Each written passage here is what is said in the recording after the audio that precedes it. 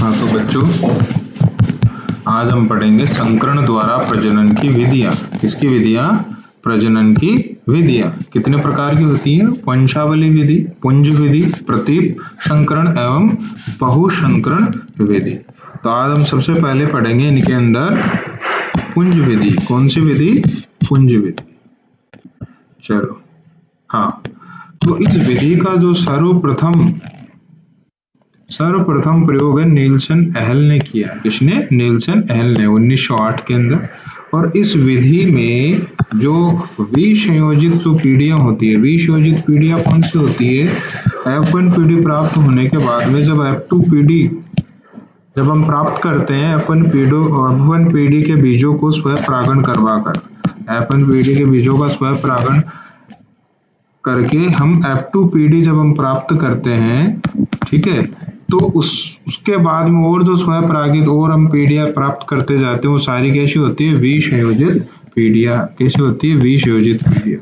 तो इस विधि में विसंयोजित पीढ़ियों को पुंज में उगाया जाता है F2, और उसके बाद वाली किसी भी की पीढ़ी में उन्नत पौधों का चयन करके पादप संततियां उगाई जाती है और फिर क्या किया जाता है? उनका मूल्यांकन किया जाता है।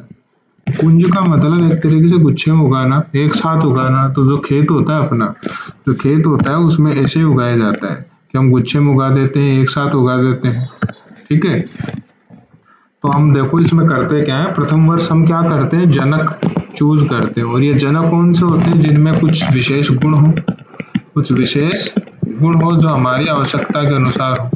जैसा हमें उसमें उपज चाहिए, कोई डिजीज रेजिस्टेंस चाहिए, गुणवत्ता चाहिए। तो इन दो जनकों में एक तो नर होगा और एक मादा होगा, इन दोनों में कम से कम एक के पास ये विशिष्ट गुण होने चाहिए। तो प्रथम वर्ष हम इनका संकरण करवाते हैं P1 और P2, ठीक है, और इससे हमें F1 प्राप्त होगी। क्या प्राप्त होगी? F1। तो F1 के बीजों को द्वितीय वर्ष में हम क्या करेंगे? स्वपरागण के लिए छोड़ देंगे और उससे हमें क्या प्राप्त होगी? F2। क्या प्राप्त होगी? F2। तो जो F1 के जो बीज थे इनका हमने क्या किया? उनको एक समुचित दूरी पर हमने लगाया, एक समुचित दूरी पर हमने लगाया और फिर पौधों को हमने पुंज के रूप में एकत्रित कर लिया, काटकर उनसे बीज हमने ले लिए। जैसे हम खेत में करते हैं ना, गेहूं को एक साथ लगाया फिर बाद उनको काटा एक साथ पुंज के रूप में, तो ऐसे ही करेंगे हम। फिर F2 के बीजों को, जो F2 में प्राप्त हुए उनको बीजों को इकट्ठ कर लिया, फिर F2 को उगाया। फिर हमने F2 में जो प्राप्त जो बीज थे उनको उगाया। और किस तरह से उगाएंगे? जैसे खेत में उगाते हैं ना, बहुत लंबे चौड़े एरिया के अंदर। पुंज समष्टि, समष्टि का मतलब जनसंख्या, एक पर्टिकुलर किस्म की जनसंख्या। तो पुंज समष्टि को व्यापारिक फसल की भांति हम अब उगाते हैं। हम अब इसके अंदर कटाई भी करेंगे, मड़ाई भी मुंज में करेंगे और सारे बीज जिस भी प्रकार के कैसे भी हो, ठीक है, छोटा बड़ा पौधा, किसी भी अलग अलग प्रकार के गुणों वाले जितने भी बीज जो प्राप्त होंगे उन सबको मिश्रित तौर पर हम इकट्ठा कर लेंगे। तो ये जो प्रक्रम है F2 के बीजों के साथ जो हमने अपनाया, ये हम 5 साल तक अपनाएंगे। F2 है, ठीक है, F3, F4, F5, F6, जब तक F7 प्राप्त नहीं हो जाती। कि F3 से लेकर F7 तक हम ये दोहराते रहेंगे, इसे बार बार हम खेत के अंदर उगाते जाएंगे और उन बीजों को एक साथ हम इकट्ठा कर लेंगे। किसी भी प्रकार के कोई गुण को चयन नहीं करना भी हमें पौधे। अब चयन करना स्टार्ट करेंगे हम F7 के बीजों को जब हम उगाएंगे। तो जब F7 बीजों को जब हम उगाएंगे तो हम क्या करेंगे? उनमें से ओनली से 30 से 35 हजार पौधे हम लेंगे और फिर उनके बीच में एक समुचित दूरी देंगे और फिर हम उनको उगा देते हैं, ठीक। फिर हम क्या करेंगे? इनके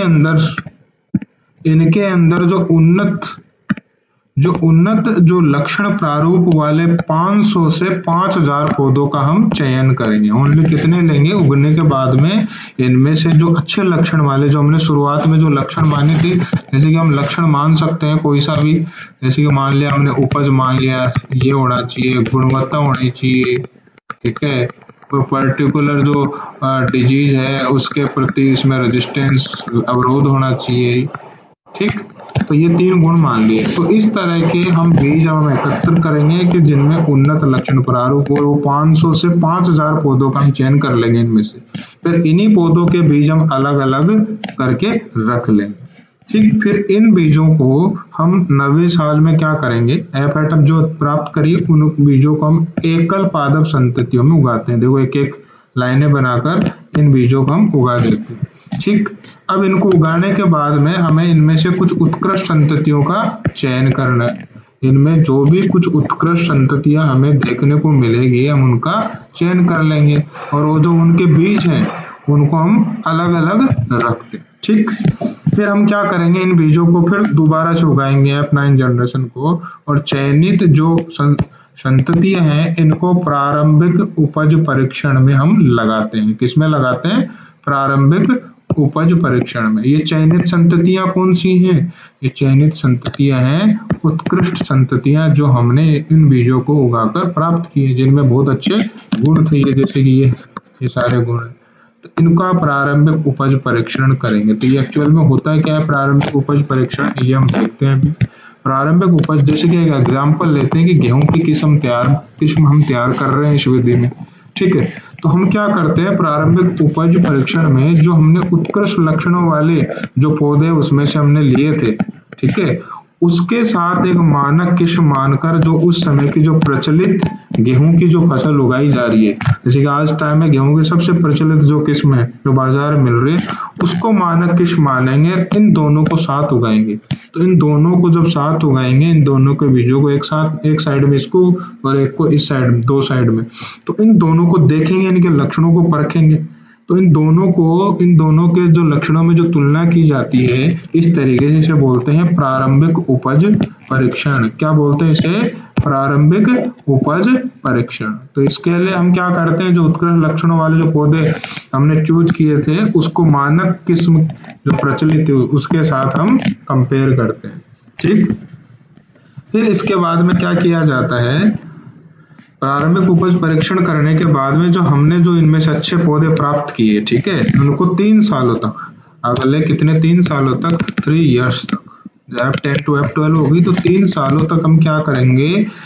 ठीक, चलो वो तो उसका वो कंप्लीट हो गया। इसमें से जो भी सर्वोत्कृष्ट जो हमें ऊपर प्रारंभिक उपज परीक्षण करने के बाद में सर्वोत्कृष्ट सबसे अच्छी जो संततियां मिलेगी, इनका हम क्या करेंगे, समन्वित उपज परीक्षण करेंगे। क्या करेंगे, समन्वित उपज परीक्षण करेंगे। ये समन्वित उपज परीक्षण क्या होता है, समन्वित उपज परीक्षण में क्या किया जाता है, एक्चुअल में जो प्रारंभिक उपज परीक्षण होता है उसके बाद में जो सर्वोत्कृष्ट जो सबसे अच्छे गुणों वाले जो पौधे हमने प्राप्त किए उनके अंदर अब हम देखते हैं कि उसमें उपज कैसी है, वो डिजीज रेजिस्टेंस है कि नहीं, उन पौधों के अंदर हम अच्छे से देखते हैं, उसमें गुणवत्ता कितनी है कि नहीं। जैसे 100 पौधे तो उनमें ये सारी चीजें हम देखेंगे। फिर उनमें जब ये सारी चीजों के आधार पर हम देख लेंगे कि वो उनके अनुसार ढल रहे हैं या फिर उनमें वो गुण है कि नहीं।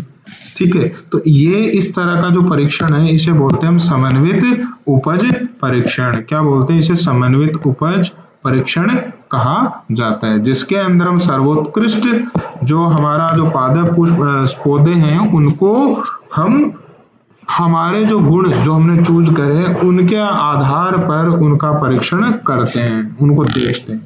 ठीक, फिर उसके बाद में जो मानक है, जो हमने शुरुआत में मानक ली थी जिसके साथ हमने कंपेयर करा था प्रारंभिक उपज से, उत्कृष्ट जो संततियों को किस्म के रूप में हम विमोचित कर लेते हैं। तो मानक के साथ तुलना करते हुए जो भी हमने उत्कृष्ट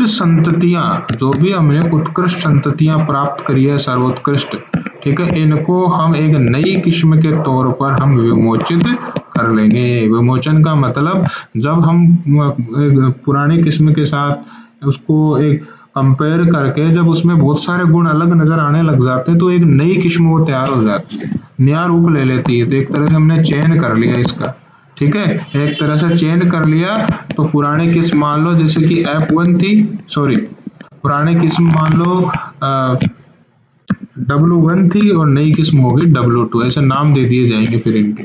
तो इस विमोचित जो किस्म है इसके बीजों का फिर हम गुणन करेंगे, फिर उसका वितरण किया जाएगा।